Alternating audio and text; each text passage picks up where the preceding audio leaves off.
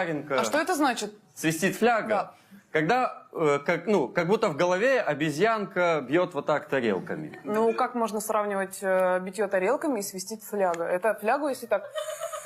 Там звук такой... Это фляга свистит А или твой рот тарелками это- охуительный?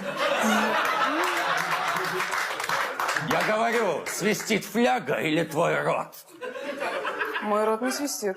Не свистит? У меня нет щербинки. Твой рот свистит. Трахнул вы ее.